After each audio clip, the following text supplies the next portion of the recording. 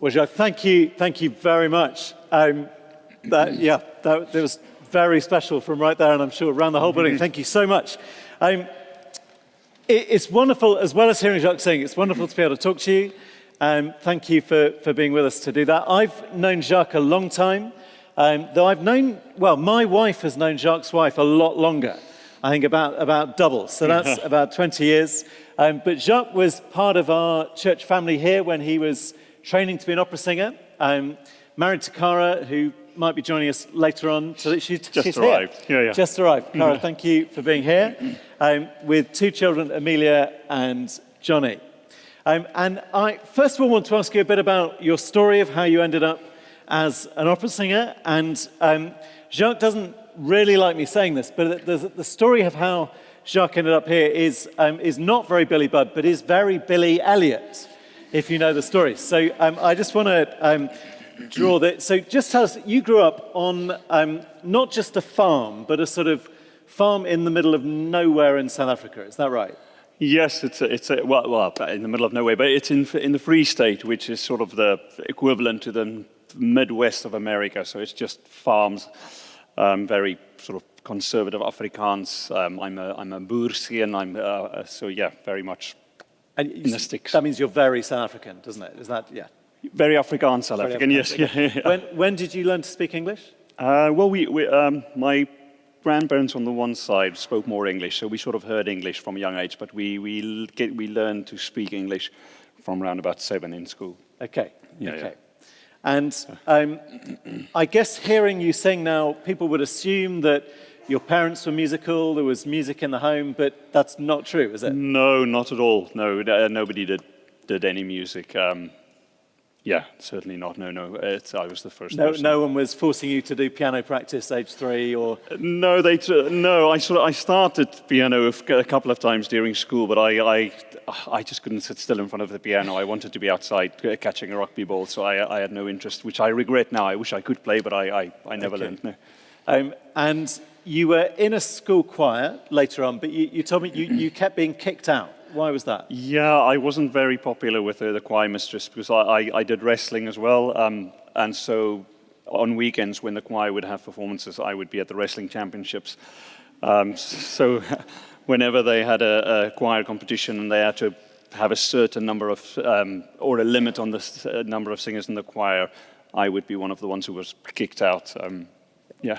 And if at the time, if you'd been choosing wrestling or singing, you'd have chosen wrestling? Yeah. Easily. Okay, good. Yeah. So then, tell us how you were spotted, or how the initial break happened. Well, in South Africa, there's a boys' choir, a school called the Drakensberg Boys' Choir, and it's a similar setup in some ways to the Viennese Boys' Choir or the American Boys' Choir. It's not associated with the church or anything like that. It's a sort of concert performing choir. And anyway, they came to our little town in the Free State to do a concert, and everybody went, and the whole school went to go and see them. And we were 4 or 5 mates sitting in a row, and the conductor was a very scary English-speaking man, which for us Afrikaans... That makes someone more scary, does it? Yeah, well, it did back then, because we spoke very little English back then, and he spoke with what we thought at the time was a very posh English accent, so he was scary enough. And he said there'll be auditions for boys between ages 10 and 13, and so we sort of, as a joke, said we're going to go have fun and the auditions were immediately after the performance? Immediately. It was come backstage sort of now? Come backstage, yeah. And so the 4 of us went, and he turned around and said, right, who's here for the audition? And the other 3 guys ran. And I wasn't brave for staying. I was too scared to run. I was frozen. And so he basically said, played a note on the piano, said, sing that, and played another note, said, sing that. And I did, and then said, how are your marks at school? And they were all right. And he said, yeah, you're in. So it was how long? 1 minute? Oh, yeah, just about, yeah. That was the big break? That was it? Yeah. So that was a place at this special school somewhere a long way away, and you got permission from your father to go, just say how you got permission? Yeah, well, my dad was asleep at home. He didn't come to the concert, so we went back home, and I sort of went into his room and shook him up and said, I got into this school, this is how much it cost, can I go? And he sort of past half asleep said yes. And I held him to it, so that the next weekend we went to the school to go have a look at it, and we arrived, and it's in the middle of the Drakensberg. So the school is on this little bank, and it's surrounded by the majestic Drakensberg mountain range. And 200 meters below the school, there's a river running, and there was a rugby field there, and the boys were kicking a rugby ball and riding horses, and there were a couple of zebras running around. So I just thought that's a great place to go. So again, it's not really the music that is pulling you there. No. Yeah. Okay. No, not at all. Good. Yeah.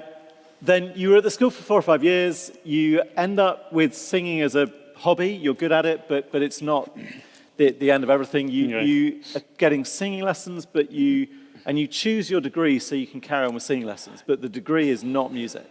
No, I wanted to study medicine, but while I was at school, I started taking singing lessons as a result of a sort of an I Stedford with a singing teacher who was a teacher at this university, and he was very good. And this university didn't have medicine, and so I thought law was the next best thing. You studied law. Were you a good student of law? Oh, I was terrible. I mean, my marks were right, but I was not interested in it at all. I skipped as many classes as I could. I was a terrible law student. And so halfway through law, you transfer to music. Yeah. And at that point, you are now hoping that music might be a career for you. Is that right? That's sort of potential? Not really, no. I had a terrible exam, a law exam, which sort of made me make the choice to do music. I was singing this in a university choir, and when you say made you make the choice, did they make that choice for you? Did they? Yeah, well, I was supposed to do this. I went on a little tour with the Six Voice a cappella group at the end of the year, which was supposed to be when we do the exams, and I got permission to do a special exam when I come back in January. And normally the exams are 50% multiple choice questions and then essays the rest. And so I prepared all the multiple questions of the previous 5 years, and so could have passed on that alone, and then studied 4 out of the rest of the 5 chapters. My mates were having a big party the night before the exam, and so I eventually gave up and didn't study the 5th chapter, and went into the exam hall, opened the paper, and there were no multiple choice questions. It was all essays, and most of it came out of the 5th chapter, so I just immediately closed the paper and said thank you. And I didn't even write my name, and I walked out and got on the phone to my mom and said, my heart's just not in it. I think I'm going to go study music. Yeah. And she said, fine. My parents have always been great. She just said, fine, that's fine. Good decision. Yeah. So you finished that degree, but then at 23, you land a scholarship to the Royal College of Music here in London. You were there for 3 years, 2 postgraduate diplomas there, and now, is that decision point? Now you want to try and be an opera singer? Not yet. Have you made up your mind yet? Are you now? No, not always. So Okay. now I can't go back. That's the thing. It was sort of we had a friend who lived in the same small town as we did on the south coast of the Western Cape. Eventually, my parents moved down there, and we had a barbecue one holiday when he was back. He was studying at the Royal College, and he said you should go and audition, and so I did, and I got the place, and thought, well, I should go. And then I went, and one thing leads to another, and you get to the next stage, and you think, well, I should probably do this. And then it wasn't until I got onto the Young Artist program at the Royal Opera House that I sort of thought, well, you've come this far, there's no going back, really. You're doing this now. Okay. We're going to come back a bit to your time at college in a second, but yeah, so just to fill in the gap forwards, you won a competition. I think we have a picture of you winning the competition. Can we have this is the Cardiff Singer of the Year. Is it coming up? No, here we go. There we go. So that was in 2007. Yeah. So unchanged. There we go. And so where is Cara? You told me that Cara was rooting for the other guy. Is that right? Well, there was an audience prize, which is the one that the audience votes for, sort of people at home who watch it on TV. And Cara was convinced the Chinese guy was going to get it, and he won the overall. He won the judges' vote, so did win the competition. But she was sitting next to me, and I hadn't gotten through to the final. So the final is they for the pick, judges. Yeah, they pick one from every night, and I didn't get through on my night. So there was no chance I was going to get the audience prize, basically. And when they said, okay, and the audience prize winner is Macar's, it's going to be the Chinese guy.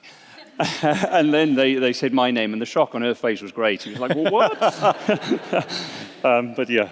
So that got you noticed. Then, Yeah. as you say, you got a young arts program at the Royal Opera House, which is sort of training. You're singing there. You're learning roles, and then Glyndebourne had you sing Billy Budd. So what we just heard, actually, that's your breakout role. Yeah. That's your signature role, isn't it? Yeah. And now you're world famous. I announced Jacques on Monday night at a church near here, and a man in the rows kind of at the idea that we had Jacques here. So that's great. Just so your non-musical parents, what do they think of you, of what you do for a living now? I mean, they've always been great, and they love it. They don't understand it at all, and I mean, my dad always thinks I'm much better than I am, so he can't understand why I'm not singing there and there and there. He basically thinks I should be Brenturful, and so he doesn't quite understand why I'm not. And my mum she just says, it's great all the time. So it's yeah. And Billy Budd, you've just finished at the Royal Opera House with so that the Independent said you are the definitive Billy. He's sung this part so often he virtually owns it. Someone very kindly gave us tickets, so I went with my son, can we see the picture, who has been growing his hair for 6 months so that he can look like Jacques. So there we go. That's the dressing room. Let's have the next picture as well. So this is Jacques on stage. The wrestling came in handy, shall we say, because you are basically on stage with your shirt off the whole time. Is that right? And a lot of the script is about how beautiful you are. Is that right? That's the... Yeah, but it's more internal goodness and strength and things. And he is supposed to be good looking, but you have to use their imaginations. Good. Okay. Thank you. Good. So there is the Billy Elliot story, if you like. But you're also a Christian. And that's why we've asked you here tonight to talk a bit about that, so we better get on with that part of the story as well. Just help us understand what it's like to grow up as a Christian in the sort of South African, Afrikaans, Dutch Reformed world. What kind of world did you grow up in? So it's probably changed a lot now in the last 20 years, but when I grew up, everybody went to church. Certainly in the Afrikaans community, I don't think I knew one of my friends at primary school who didn't go to church on a Sunday. We all went to school on a Sunday, all went to Sunday school. It was just part of how you grew up. And some of the teaching at some of the churches was solid and very good, and some of it was less good. Some of the Bible teaching was less clear. And the danger of everybody going to church was, of course, nominal Christianity. So everybody grew up believing that they are Christians. It was sort of almost a cultural right or a birthright. We grew up in church, so we're all Christians. But you remember age 14, sort of thinking, yes, I'm definitely a Christian now? Yeah, I sort of believed it the first time I heard it. As a very small child, 5, 6 years old, it was said Jesus died on the cross for us, and so we're saved. And I, in a very basic way, I believed it, and I never stopped believing it. So but when I was 14, this boys' choir school, we did a concert in a very charismatic church in Pretoria, the Rhema Church, and they had the thing where they, at some point in the service, say, anybody who wants to give their life to Jesus, and who wants us to pray for them, you raise your hand, stand up, and then at the end, everybody came forward. And I probably need to say we're not planning to do that tonight, if you're nervous about that. But. And I was sort of overcome as a 14-year-old child, and I stood up and I went. And then they gave you a little booklet and a short talk with you and things. And then that evening I got into the host parents' car, and they were a Christian family. The boy was in school with me. And sort of as we... or later that night when we were at their house, the dad came to me and said that, I hear it was a big, special time in your life tonight, a big day in your life. And I sort of said yes, but I didn't feel it, just because I knew that I believed this for a long time already. It wasn't that was the day that I gave my life to Christ. I believed it for a long time. And what did being a Christian and from that background mean for you? How religious were you? Let's ask that. It ebbed and flowed. I mean, as I grew up in the various stages, and the more I knew things changed. Certainly in high school, when I reached high school, I was vice leader of the CU at school, and I led a little Bible study at school. I went to an outreach a congress and things like that. And at my first year, a couple of years at university, I would do the holiday mission thing. So so quite religious. You're leading Bible studies, preaching, doing outreaches. Okay. Then you come to London, and you were invited here quite early on. You came to church here in your first few weeks. Is that right? Yeah, I went to see you. I should probably qualify. I certainly wasn't always great before I came here. I went through patches as well. So I wasn't always Anyway, but when I did arrive, the first couple of weeks, I went to see you, and we used to call them the lovely two Jennys, Jenny Quinn and Jenny Lancaster back then, and they said come to see you, and they come to church, and they brought me here, and that's how I ended up at St. Helens. They used to come. Both played the cello, didn't they? Yes. So both used to bring cellos and leave, and there was probably £200,000 worth of cello left by the door every Sunday night. But at the college, you were coming under the influence of a different group of friends. Just say what happened and why. Yeah, singers are always loud. At college, we're always the annoying group who thinks they're great and who think they. And a lot of them are, and sort of act cool. And I've never been cool in my life, and my wife will attest to that. I've got very bad taste, and I'm socially completely inept. But and you're shy, which is not what people will have thought from the singing edit. No, exactly. I'm quite reserved, and as you can hear, I'm not great at speaking. But I got in with the singers crowd very quickly because I could sing reasonably well. And you were saying, so they were sort of ignoring you, shunning you, not quite shunning, but then there was this mass audition, is that right? Well, no, it was sort of the cooler guys at College Hall sort of didn't sort of steered clear of me for a while. And then after about the third week, we had a mass choir rehearsal. We were the whole of college basically perform a work with orchestra. And I was sitting near these guys, and when we started singing, they sort of, and immediately afterwards came and said, "Oh, yeah," because they heard me sing. Because you could sing. Because I could sing. All of a sudden, I was right. And you were cool for the first time in your life. Is that right? Probably, yeah, sort of, yeah. And that must have been a big deal. And you were then good friends with them. And what did they make of your Christian faith? Well, I mean, a lot of them sort of came through Eton and were choral scholars at Cambridge and things, so they all came from some sort of religious background and stuff, but I don't think they always got great teaching necessarily, but they respected it in some ways, but they also joked about it. I would be, on a Wednesday when we had RML here, I would sort of leave the pub earlier after, we used to go to the pub near college, near college, and then I'd go and say, see you later, and they'd say, are you off to go do God again?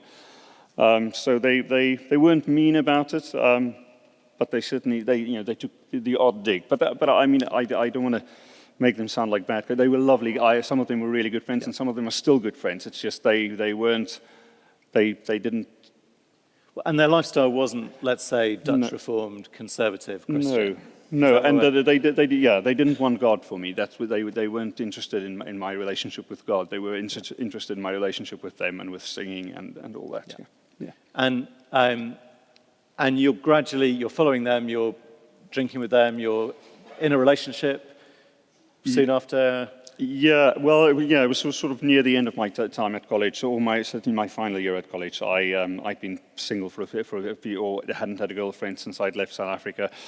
And I'd been spending a lot of time with these guys, and the influence and the way they lived seemed very appealing at some stages. And eventually, there was a girl who was interested in me, and we sort of got into a relationship. Yes, I knew she wasn't Christian, which would complicate things for obvious reasons. But I still went into the relationship. Yeah. And we're not going to go into details, partly because she's not here to give her side of the story, partly because it's not really any of our business.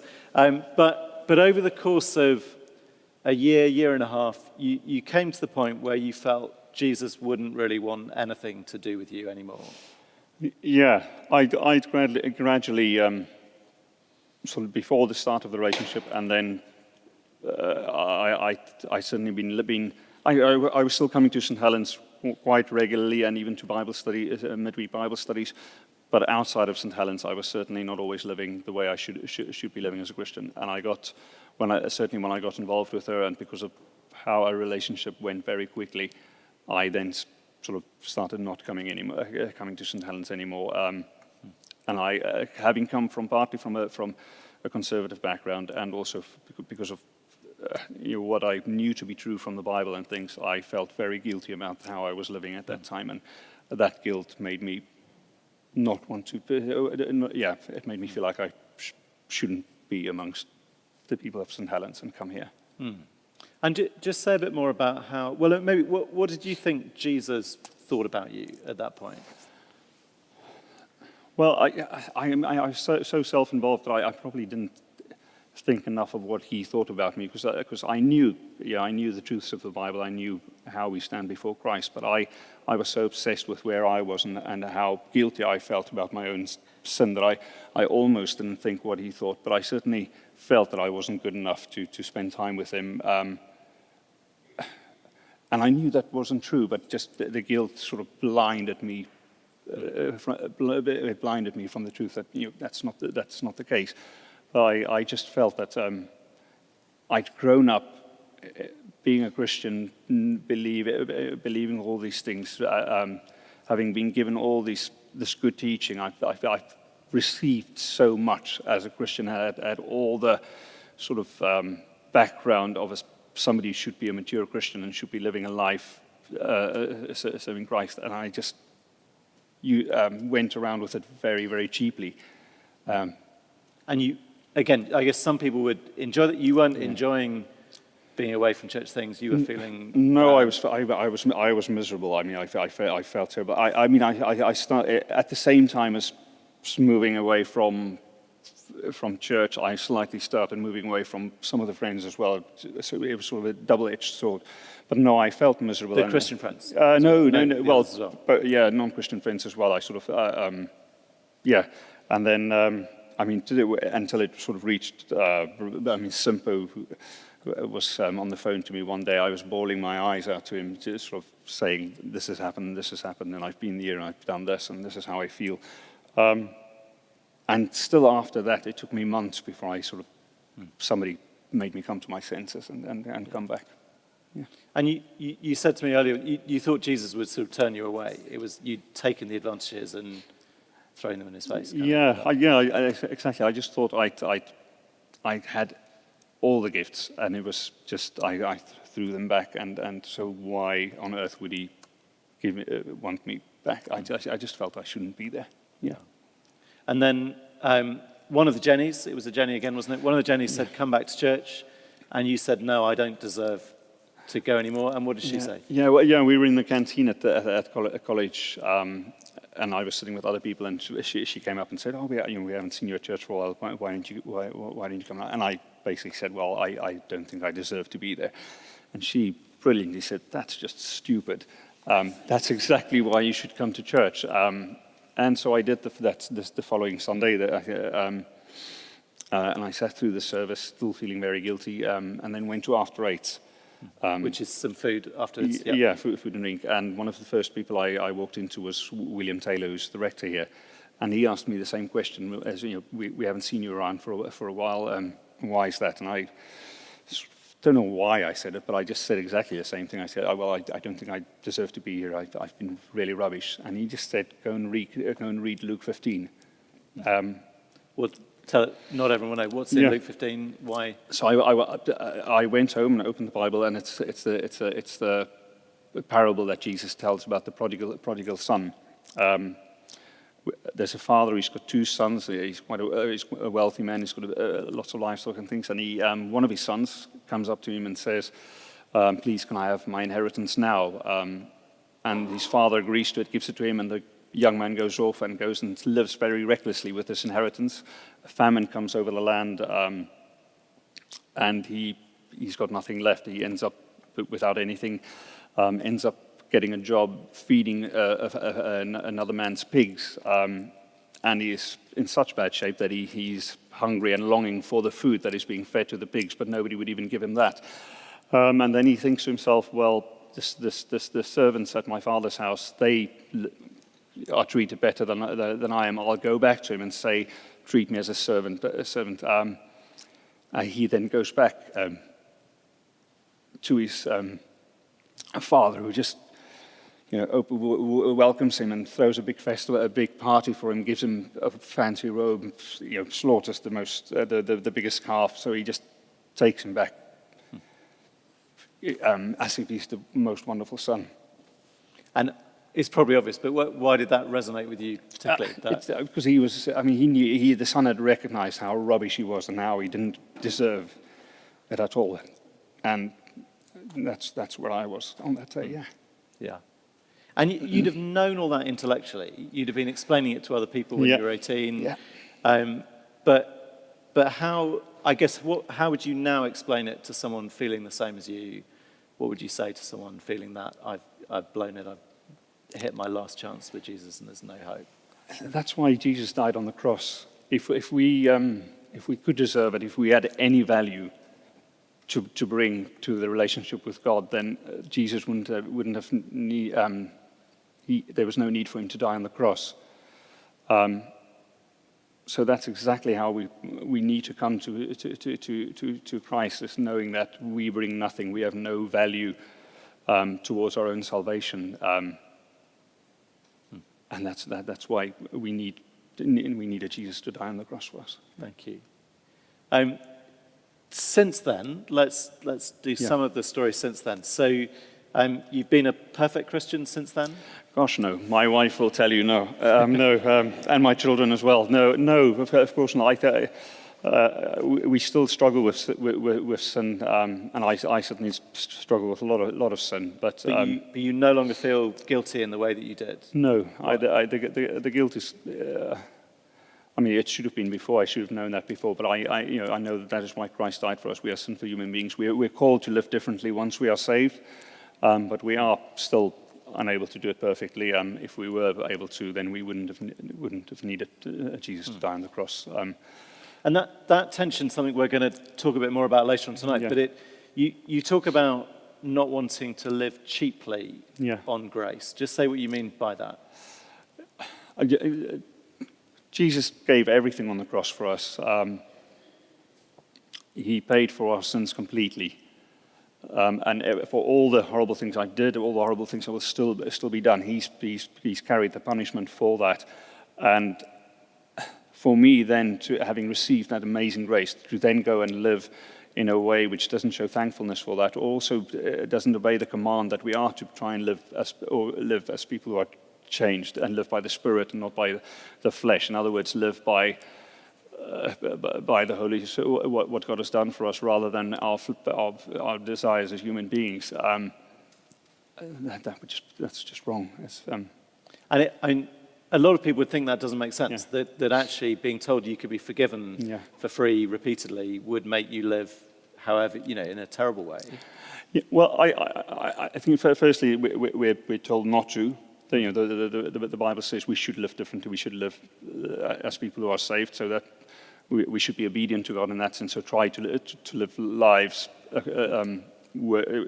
can't be worthy, but trying to be more Christ-like. And then secondly, how can you not live differently out of thanks for being saved, being so wretched, being so of no value? And still he saw so much value in you that he gave everything and died for you. How can you not live differently after that? And we still do. A lot of the time we don't live differently, but we have to try. Thank you.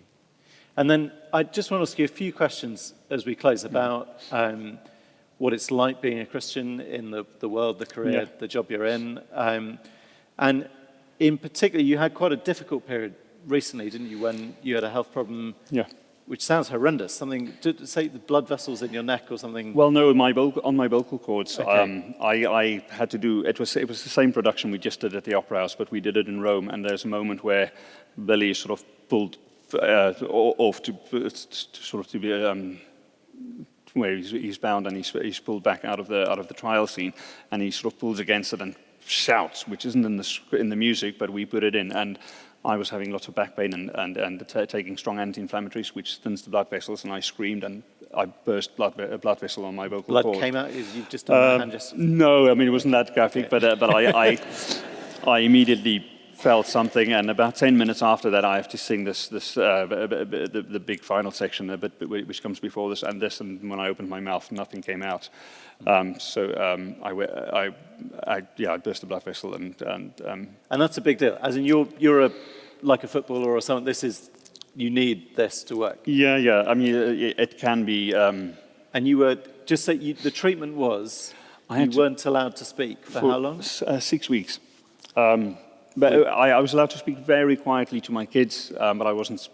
You were 4 and 1 at the time. 4 and 1, yeah. And my parents were visiting, and my father-in-law, and I couldn't get my father-in-law and my dad to understand that I can't speak. They kept on asking me questions, and I was trying to say, well, please just leave me alone.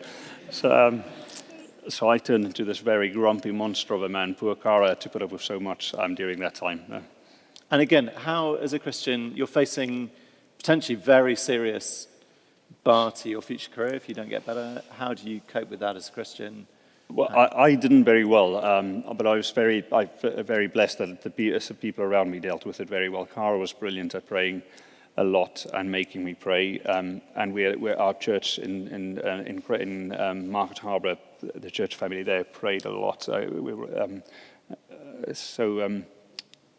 Cara would every now and then say, let's just pray about it. And I almost got annoyed every time she said that, because I was feeling very sorry for myself. But God was very gracious, and he got us through it. And my voice is fine now, but more importantly, we're fine, and we're trusting in Jesus, and that's more important.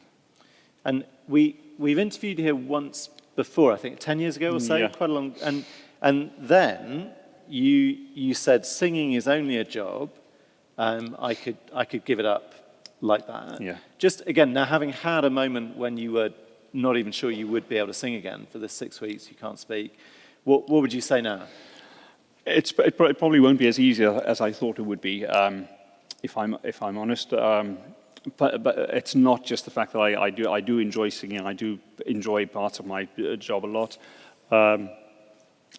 But it was the fact that it's how I pay the bills and how I provide with Cara for my family, and that was the scary part. The fact that so in terms of just giving it up, it's not as simple as I was very bravely saying 10 years ago. It's more complicated. But I certainly, if it's for the sake of my faith in Jesus, I hope I would be able to do it. Yeah. And again, a lot of people would, for the chance of being a famous opera singer, would think that comes first before everything. What would you say? No, I'm a Christian first, then a husband, then a father, then lots of other things, and then a singer. My identity is not Jacques the singer. I hope it's not, and I don't want it to be. And it's sometimes difficult not to feel like that in some ways. But my prayer for myself is that my identity will always be Jacques the Christian who believes in Jesus Christ and what he did for us, and that'll define who I am, and that'll define my life choices in terms of my job and my family and everything. Yeah. Jacques, thank you very, very much. We're very grateful to have had you with us. And what I'd like to do now is dwell on a couple of things that Jacques said, both of which are illustrated through his story. So, and I wonder if you were able to hold them together while he was speaking. So one is the sort of main topic of what we pushed him on, which is the feeling that he had let Jesus down, had disappointed him too often, but then found that actually he hadn't. Found the wide open arms of the Father and the prodigal son, no matter how he disappointed Jesus. That's one element. And then the other is what Jacques was saying towards the end about treating grace cheaply, that he'd been given much, and so he needed to obey Jesus, follow him, live for him. and that was the right thing to do. And I wonder whether you were able to bring those two things together in your head while he was speaking, because I think those two elements, those two discoveries of Jacques, they run flatly against sort of natural default religion in all of us, the religion that we would generate for ourselves left on our own. So let me try and define, describe natural default religion, and see whether you agree with me as I say it, and see if you can see how it's different to what Jacques said. So in our natural default religion, I think there are two key features. I think first, we expect to be made to try by God. We expect to be made to try, but not too hard. I think that's the feature. So that we expect there to be religious duties or practices, things we have to do, but we expect it to be achievable. Nothing too extreme in what God would ask of us. Certainly not like give up being an opera singer. Nothing too extreme. And then second feature, we expect God to help us, but again, not too much. Because we want any eventual outcome, any improvement in us, to be our achievement. Maybe God helps, maybe God gives us a leg up at the beginning, but I'm not a total spiritual bankrupt. I'm someone that God has helped, but then I did the rest. I think so my summary of natural default religion would be achievable achievement. I can do it with a bit of effort, and I have done it. It's me that did it. And that, I think, probably Jacques would say that's what was behind the kind of total devastation of realizing I thought I could do it, I thought I was good enough, I thought I'd done okay, and then realizing, no, I'm not. I think both elements are perfectly illustrated by people who love chocolate during Lent. I think Lent, the sort of 40 days of Lent, gets it perfectly. It's a real cost. It's very hard to do. Go without chocolate for 40 days. Maybe God helps me when I'm tempted. God must surely notice and say, well done me for doing that. And anyway, it's kind of socially acceptable. It's temporary. It's nothing too extreme. But natural default religion is not what Jacques discovered and has come to live by. The real Jesus, as opposed to an imaginary Jesus, is both more generous and more demanding than most of us will ever allow ourselves to contemplate. And I just want to explore that a bit this evening. And it may be that as we do that, you may find yourself more hostile to Jesus than you were when you came in, because the real Jesus and what he teaches, it is the end of human achievement, the end of being able to say, well done me, I've done all of it. And it's also not achievable without real personal cost, following Jesus. So I'd like, if you would, please turn to page 23 in these booklets. Page 23, which is the turning point of this short account of Jesus' life, from Mark writing up Peter's memory. Peter, one of Jesus' closest friends, Peter's memory of being with Jesus and what he said and did. And at verse number 27 there on page 23, we are at the halfway mark, the turning point of this book. And it's a great place actually to recap what we've been saying all week. So first notice that paragraph where it says Peter confesses Jesus as the Christ. This sort of recaps some of Sunday's material. In this book, if you were to take it away and read it, you would find huge frustration, I think, with the stupid disciples by this point, who just can't seem to get their head around who Jesus is. And then in verse 29, Jesus asks them, but who do you say that I am? Be a good question to ask yourself. Who do you say that Jesus is? And Peter answered him, you are the Christ. And if you were reading this from the beginning, you'd think, at last, they've got it, finally. They've understood the person who can calm storms and raise the dead and heal anything, he's someone special. He is God's king. And we're not going to go back over all that material from Sunday, but if Peter is right, one of the people who knew Jesus best, if he's right, then here's an obvious implication. If Jesus is God's king, then that means that what he says goes. Which, in terms of what Jacques has told us about tonight, means that if Jesus says you are forgiven, then you are. And actually, if Jesus says you could be forgiven for anything and he's the king, it doesn't actually matter how bad you feel or how much you think you've let Jesus down, his word goes. He says you're forgiven, you are.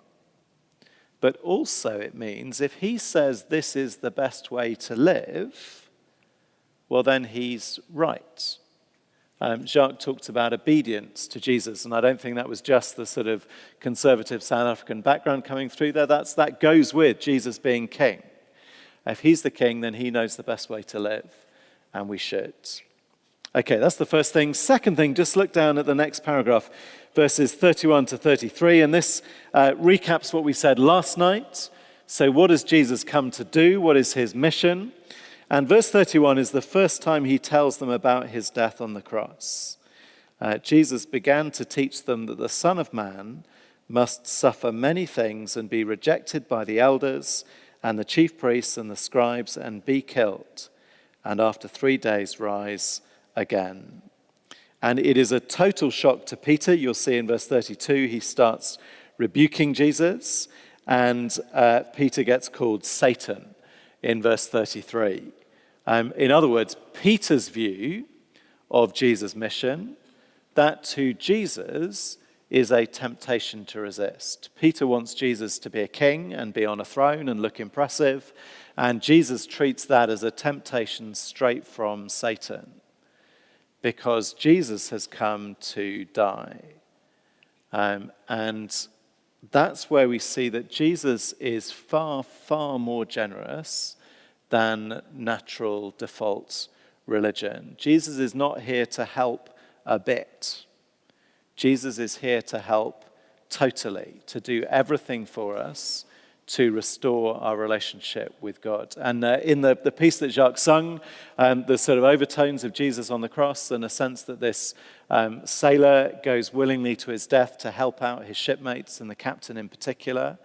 But again, that doesn't get close to what Jesus did on the cross. We said last night that at its simplest, the death of Jesus is a swap. So if you think of maybe your list, or let's take Jacques as the example since he shared with us, the sort of list of things that you think you've done to let God down. The things you've done that you think God would not be happy with in the way you've lived your life, if there is a God, that you would have on your list against you. And it's as if Jesus goes right through that list, point by point, saying, that's mine. Saying to his Father, treat me as if I did that. I want you to cross out Jacques' name or Charlie's name and write Jesus there instead. I did that, I did that, I did that. Please give me the punishment for what Charlie did. It's a swap. Very simple idea, it's a swap, with an implication that there is no place for our achievement at all. We are total spiritual bankrupts, but also it means that anyone can be forgiven. If it's a swap, and if it's a swap where he'll cross out where it says Jacques or Charlie or whoever else, then it means it will work for anybody. Cross out any name, any list, however long, and write Jesus' name on there instead. It's a swap. First two things. Here's the third thing. And this is where we move to new material tonight in terms of what is it that Jesus wants from us. And that's the final paragraph there on that page. What does Jesus want from us? And here is where, again, it's a shock to our natural default religion, because Jesus is very, very demanding. He's just said he's come to die, and now immediately he asks his followers to die as well. Let me read from verse 34 and 35. And he called to him the crowd with his disciples and said to them, if anyone would come after me, let him deny himself and take up his cross and follow me. For whoever would save his life will lose it, but whoever loses his life for my sake and the gospel's will save it. It's fairly explicit, isn't it, what he's saying? He wants us to deny ourselves. In other words, give up a life that is you lived for yourself and follow him instead. Obey him instead. And follow him, did you notice, up to and including the point where that costs us our lives? Again, do you hear how different that is from our normal default religion that says, I'll try a bit, but nothing too extreme, nothing too big? And over this week, we've talked to 3 different individuals. We've talked to Tracy and to Tim and to Jacques. And just in bits of their story, we've covered an incredible range of things that following Jesus has cost them or might cost them. We've talked about sex. We've talked about reputation. We've talked about career, talked about sort of artistic gift and performance. And we could add to that from the verses we've got here, a couple more examples. In verse 36, it is financial. Here is someone who might gain the whole world. And then in verse 38, just over the page, it is shame. For whoever is ashamed of me and of my words in this adulterous and sinful generation. Do you see what Jesus is ruling out at this turning point in the book with his disciples? He's ruling out somebody who says, Jesus, I'll follow you, but of course I'll go on sleeping with the person that I'm in love with. Or of course I'll not be expected to give up on getting as much as I possibly can out of this world for myself financially. I'll follow you, but of course I won't be expected to own up to agreeing with everything that you said. Some of it would really be quite embarrassing, shameful. More demanding? You may even say just simply not achievable. Certainly not without significant cost. And the obvious question is, why would anybody bother? Why would someone like Jacques bother following Jesus like this? And I think that's where the 3 ideas we've had tonight all relate. If Jesus is God's king, well then I should bother because he is allowed to tell me what to do and he should know best what is good for me. But if Jesus is the one who died for me, well then he is the one that loves me the most. There is no one else who has ever done for me what the Lord Jesus Christ did. So trust him that what he asks us to do is good. But the main reason here is that you should do this because there is no other way to have life. There is no other way to live. Let me read verse 35 again. And just hear how all-encompassing it is. Verse 35, whoever would save his life will lose it, but whoever loses his life for my sake and the gospel's will save it. It's a straightforward choice. In fact, there's a choice of where you would like to have your life. You could have your life now. In other words, you could live flat out for yourself now and get as much of the great, wonderful things out of this life as you can and ignore Jesus and not have the inconvenience, Tim called it last night, of trying to follow Jesus. But Jesus says if you do that, you will lose your life eternally. Or you could choose to give him your life and do the things he tells you to or try to. And that, Jesus says, is the only way to have life that lasts wonderfully beyond the grave with him. It's an important question, isn't it? I guess maybe an obvious question. What would you do to save your life? Is there anything you wouldn't do to save your life? And it sounds like an easy question, of course. trade anything, swap anything to save your life. But just occasionally people do get faced with that, just in normal daily life. I've begun collecting stories of people who've had to do this. I remember vividly the first one I ever read in a magazine in 1993.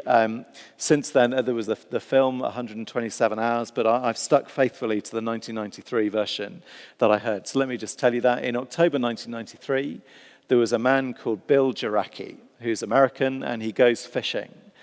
Goes fishing on his own. He drives up into the mountains, and he walks down a little slope towards the river to fish. And as he's walking, he slips, and he knocks a rock. And he says a rock the size of a fridge, a refrigerator, landed on his leg. And he's American, so I assume that's a big rock, big refrigerator. And he's lying there with the rock on his leg, and waits to be rescued. He's expecting someone else will come walking past, and he's there for several hours, and he realizes as the day goes on that there aren't any other people coming fishing that day.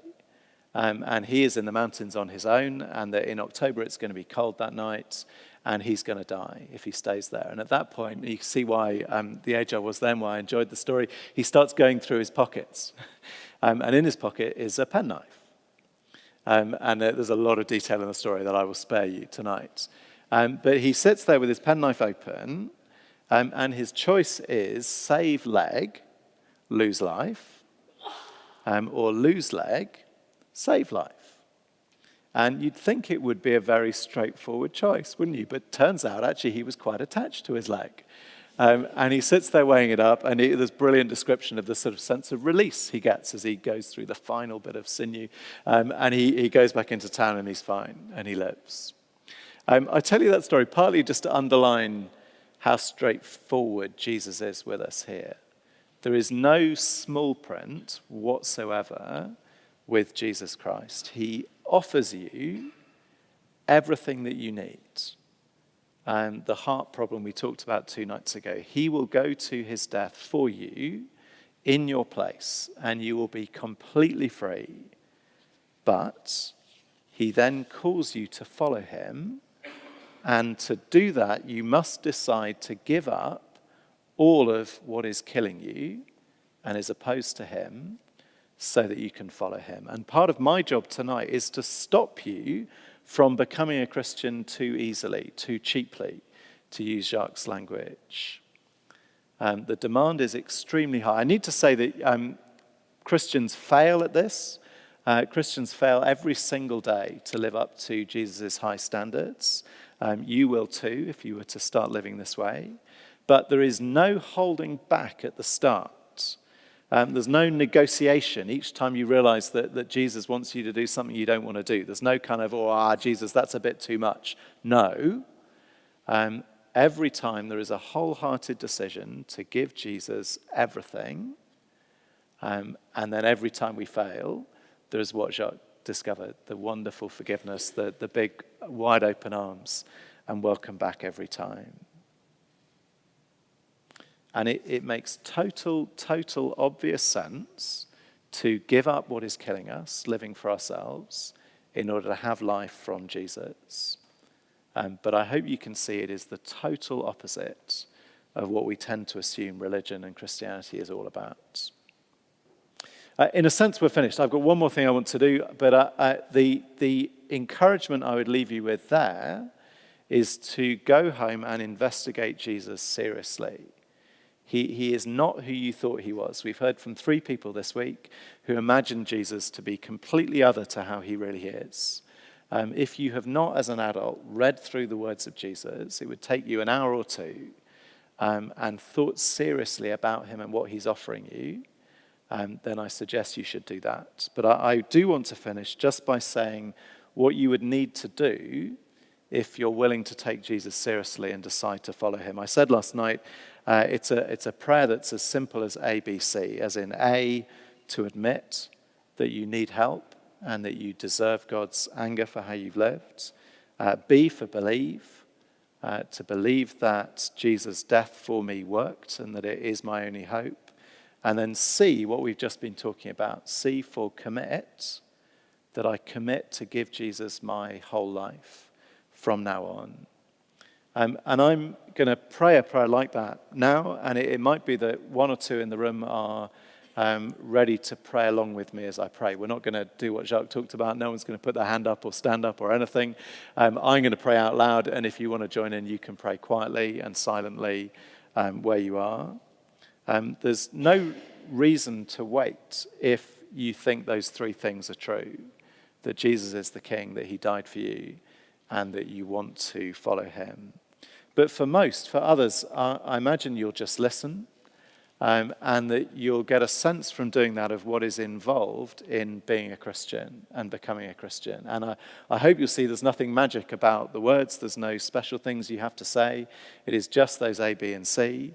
The chocolate stays where it is. There's no ritual. There's no giving up Lent, any of that involved. You could just say this to Jesus whenever you are ready to and have an honest and sincere conversation with the God who made you. So I'm going to pray a simple prayer based around those three.